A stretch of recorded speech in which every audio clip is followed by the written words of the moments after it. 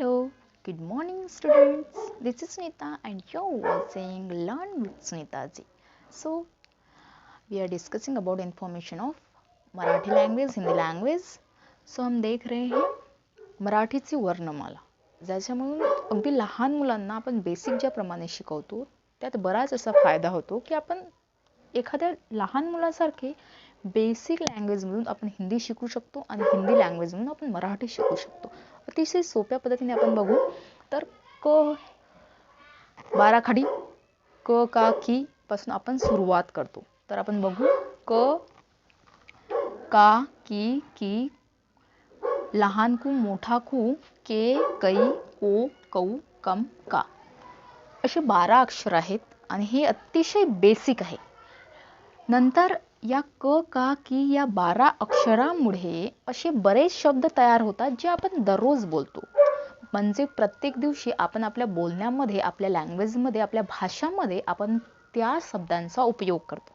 तर चला तर बघू आपण कशा प्रकारे आपण आपल्या मुलांना सुद्धा अशा प्रकारे शब्द बनवून त्यांची सराव करू शकतो, त्यांचे सराव करून त्यांच्या लँग्वेजमध्ये डेव्हलप करू शकतो की त्यांना चांगल्या प्रकारची मराठी बोलता येणे, चांगल्या प्रकारचे दर्जेदार हिंदी बोलता येणार. म्हणजे अशा प्रकारे जर आपण प्रयत्न केला तर आपण प्रत्येक क्षेत्रामध्ये लँग्वेजेस नाही तर प्रत्येक क्षेत्रामध्ये यशस्वी होऊ शकतो.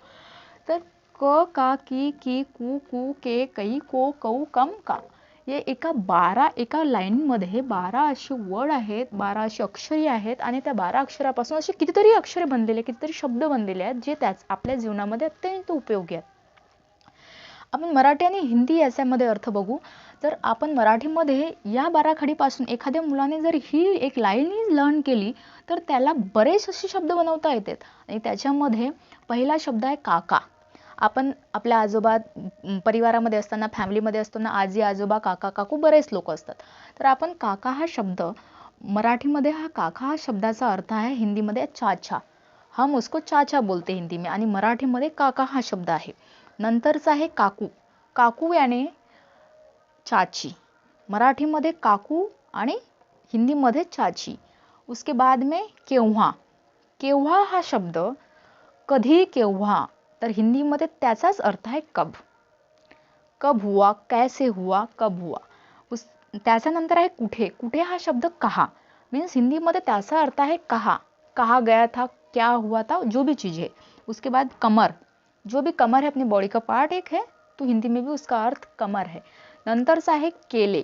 केले यानी किया या किया गया है, पूरा किया है, कोई काम है जो मराठीमध्ये आपण केले हा अर्थ लावतो. केले हा. नंतरचा आहे किया यानी केले याचा अर्थ मराठीत आणि या शब्दाचा अर्थ मराठीत और उसी शब्द का मीनिंग है किया.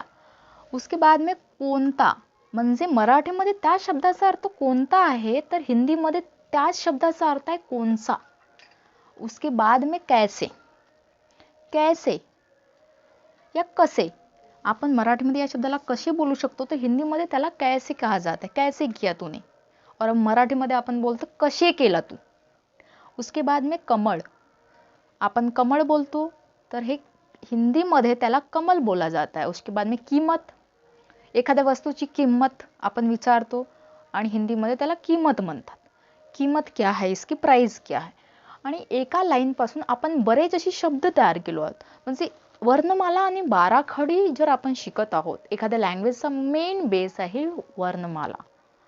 जर आपण वर्णमाला शिकत आहोत, कोणतीही नवीन भाषा जर आपल्याला शिकायची असेल, कोई भी नई भाषा अगर अपने को पढ़ना है तो ये सब चीज़ें हमें आनी चाहिए, जिसकी वजह से स्टार्टिंग हार्ड होती है लेकिन उसके बाद में उसके जो भी मीनिंग्स है कहीं ना कहीं मिलते जुलते हैं, ताकि हम हिंदी, इंग्लिश और मराठी तीनों भी एक साथ सीख सकते हैं. लेकिन यहाँ पे हमने सिर्फ 2 लैंग्वेजेस का यूज किया है जिसमें हिंदी और मराठी है.